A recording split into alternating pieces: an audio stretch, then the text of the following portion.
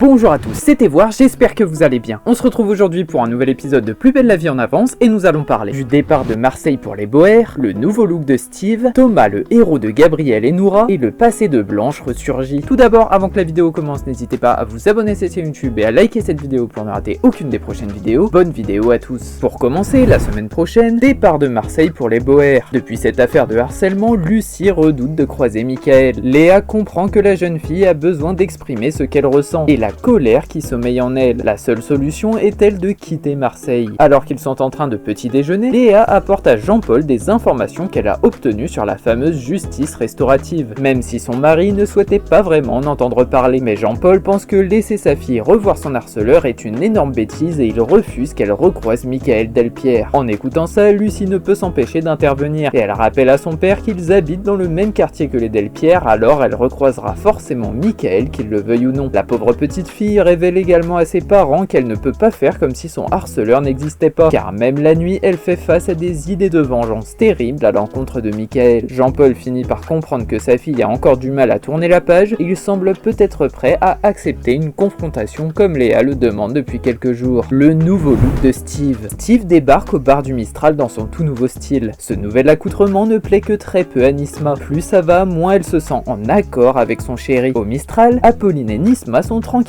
attablés le temps de boire un verre et de discuter entre copines, et le sujet du moment est la collaboration d'Apolline avec le grand avocat Kepler. Cette dernière explique à Nisma qu'elle a réussi à se débarrasser des tâches ingrates et elle ne fait quasiment plus aucune photocopie car elle arrive parfois à déléguer cette tâche à son propre patron, ce qui étonne beaucoup Nisma. Soudain, Steve débarque au restaurant et il est clairement au centre des attentions et des compliments au vu de son nouveau style qui pour Apolline relève du miracle. Mais Nisma, elle est beaucoup plus sur la réserve et Steve comprend rapidement que son nouveau look ne fait pas l'effet escompté chez celle qu'il aime. Steve accepte son sort et il a même un petit cadeau pour Nisma qui n'est autre qu'un magnifique foulard, ce qui rend jaloux notre chère Apolline. Nisma ne le montre pas trop mais elle sent que Steve perd ses valeurs au profit du style vestimentaire et de l'argent, ce qui pourrait bien détruire leur relation si cela continue. Thomas, le héros de Gabriel et Noura. Alors que Gabriel est complètement bloqué du dos, il ne peut accompagner Noura lors du marathon. Il n'y a qu'une seule solution. Thomas, qui déteste courir, doit accompagner la jeune femme. En plein marathon, comme prévu, Noura donne tout, mais Gabriel n'est malheureusement pas à ses côtés à cause de sa blessure. Et pour remédier à ça, il a trouvé la solution, monter dans une caisse transportée par un vélo conduit par le pauvre Thomas. Soudain, alors que Noura est très déterminée à arriver au bout de la ligne d'arrivée et que Gabriel la soutient sur ses derniers efforts, le pneu du vélo de Thomas crève, ce qui stoppe complètement l'équipe dans leur élan. Gabriel sent bien qu'il n'y a dans cette situation aucune autre solution qu'abandonner, mais Thomas se propose alors pour courir aux côtés de la jeune femme malgré sa réticence envers le sport. Gabriel finit par accepter de tenir son mari informé par téléphone sur les taux de glycémie et le nouveau duo de choc donne alors tout ce qu'ils peuvent pour finir ce marathon avec une belle hauteur dans le classement. Enfin, la semaine prochaine, le passé de Blanche ressurgit. En consultation avec son psy, Blanche revit des traumatismes du passé. Cette technique de MDR pousse la quinquagénaire dans ses retranchements. Entre honte et culpabilité, Blanche ne peut contenir sa peine. Au cabinet médical, le psychologue Mehdi est en pleine séance avec Blanche Marcy et il lui demande de se concentrer pour revivre son traumatisme car il sait qu'elle en souffre malgré qu'elle ne se sente que comme l'harceleuse de Vanessa Kepler. L'exercice de Mehdi fonctionne bien car Blanche finit par craquer et vider son sac en avouant qu'elle se trouve minable et complètement pathétique d'avoir harcelé une pauvre camarade, tout ça pour être acceptée par les autres enfants. Une fois la séance terminée, Blanche a toujours du mal à se sentir légitime pour animer le stage de justice restaurative au pavillon des fleurs, mais grâce à Mehdi, elle comprend aussi que c'est peut-être avec ce stage justement qu'elle finira par aller mieux en écoutant d'autres harceleurs s'exprimer. Cette vidéo est déjà terminée, j'espère sincèrement qu'elle vous aura plu. Je vous le rappelle, n'hésitez pas à vous abonner à cette chaîne YouTube et à activer la cloche pour ne rien louper. C'était Voir, merci à tous, passez une très belle journée.